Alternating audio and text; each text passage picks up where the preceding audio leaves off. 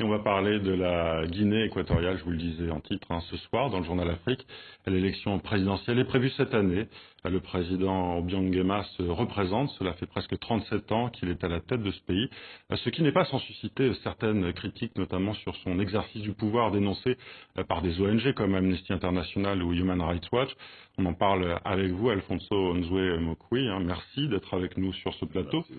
Vous êtes vice-premier ministre du pays, chargé des droits de l'homme. D'abord, nous sommes donc à l'approche de cette présidentielle. On parle d'une élection en novembre, peut-être avancée en juin. Est-ce qu'on a une date précise aujourd'hui? Non, pas encore. On n'a pas mis une date précise parce que c'est pas le gouvernement qui met la date. Ça doit être un consensus avec tous les groupes des partis politiques. Il y a 15 partis politiques qui doivent être d'accord pour fixer la date. Après, c'est le Conseil des ministres qui va confirmer. Alors, je le disais, cela fait presque 37 ans que le président Obiang Nguema est à la tête de ce pays. Pourquoi se représente-t-il? Est-ce qu'il n'est pas temps de passer la main? Écoute, nous vivons dans un pays libre. Lui, il a son parti comme moi-même, je suis de l'opposition, j'ai mon parti, même si on fait une coalition. Si son parti a décidé que soit lui le représentant, lui, il a le droit de participer comme tout le reste. Donc, selon vous, c'est une bonne chose qu'il se représente aujourd'hui? Moi, je ne peux pas dire le contraire. C'est son parti qu'il a choisi, comme mon parti peut demain me choisir à moi. Au vu des derniers résultats, qui oscillent entre 97 et 99% des voix lors des présidentielles en faveur du président Obiang Nguema, est-ce qu'on peut s'attendre véritablement à une surprise dans le pays cette année lors de la présidentielle? Écoute, il y a 15 partis politiques qui sont en train de participer, dont l'histoire... Mais on dit que l'opposition est une opposition un peu factice dans le pays. Non, c'est mal conçu les gens qui disent ça. Ce qui existe, il y a une coalition de partis au pouvoir avec des groupes d'autres partis. Que cette fois-ci-là, ils peuvent dire qu'ils ne vont pas en coalition. Chacun a le droit de penser comment il veut participer. Alors je le disais, le régime du président Obiang Nguema est régulièrement dénoncé par certaines ONG internationales pour sa répression des libertés. C'est le cas d'Amnesty notamment qui en 2014, dans un rapport, dénoncé les arrestations arbitraires, la torture et d'autres mauvais traitements. Est-ce qu'il y a encore aujourd'hui des cas de torture, de mauvais traitements, d'arrestations arbitraires en Guinée équatoriale? Vous qui êtes en charge... Moi je suis responsable des droits de l'homme. On venait de passer l'examen universel à Genève. Heureusement, la Guinée équatoriale a eu des avancements. On a fait une loi, une moratoire contre la peine de mort. On a déjà interdit au pays la torture. On a pris tous les discussions. Aujourd'hui, vous certifiez qu'il n'y a plus de cas de torture dans le pays? Non. Écoute, c'est-à-dire en démocratie, si quelqu'un peut commettre une erreur, ça ne va pas dire que c'est le gouvernement qui a commis l'erreur. En démocratie, là aussi, les erreurs ils sont normales. Mais au niveau du gouvernement, on a pris tous les décisions pour éviter la torture. Vous parliez de la peine de mort, il y a un moratoire. On a fait une moratoire. Est-ce que la peine de mort va être abolie dans le pays? Oui, on va dans ce sens-là.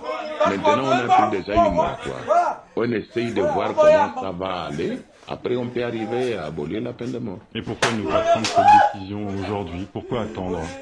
Écoute, tu sais, nous vivons dans un pays encerclé, tu vois. Au nord, il y a le truc de Boko Haram. Il y a beaucoup de sapeurs au niveau de la région centrale. Donc, imaginez-toi qu'il y a un groupe de Boko Haram qui commet des erreurs en Guinée équatoriale. Nous serons obligés de prendre la peine de mort. Mais en attendant, on a fait une moratoire et on va voir comment la situation se déroule. La politique de l'éducation, je voudrais également savoir s'il y a des présidents politiques en Guinée équatoriale. Il n'y a pas de présidents politiques en Guinée équatoriale. On a vu que la Croix-Rouge, la Commission des droits de l'homme, le ministère de la Justice, le Centre des droits de l'homme, chaque 15 jours, on fait une visite, soit au commissariat, soit à la liste des centres de détention. Donc, et là, on constate qui est qui est un voleur, qui est machin. Donc, on a la classification de tout ça. Ce qui concerne le droit de l'homme, on a fait beaucoup. Et d'ailleurs, le balance est positif. On est ici, l'approbation l'année passée de l'époux. Et tu sais que pour approuver l'époux, c'est la communauté internationale qui certifie, c'est pas le gouvernement de la Guinée équatoriale. Et voilà notre dernier examen. On a eu une approbation. On a fait beaucoup en Guinée équatoriale. Il fallait souscrire des conventions, des protocoles. Même on a des lois à changer. Il fallait changer le code civil. Il y avait beaucoup de choses qu'on devait faire.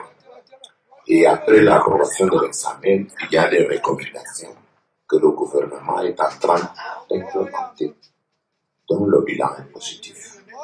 Je ne peux pas parler de ce qui se passe avec notre voisin, parce que je ne suis pas responsable. Je parle de mon gouvernement et de la Guinée.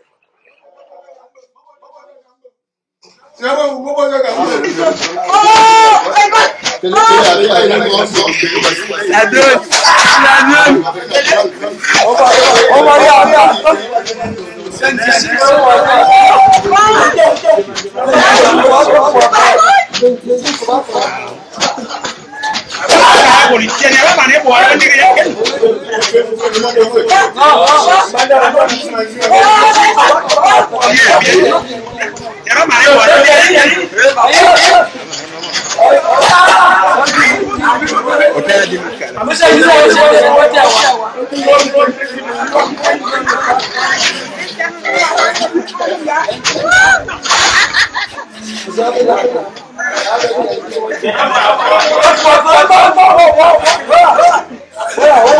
non, man.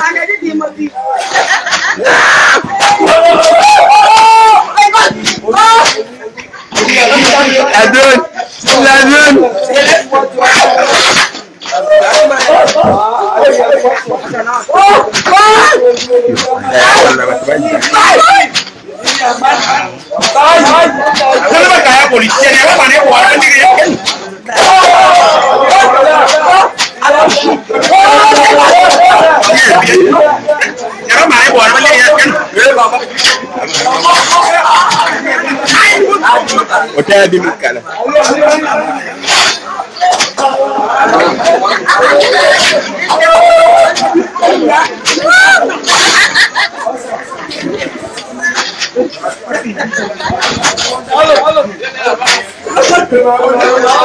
Non, man.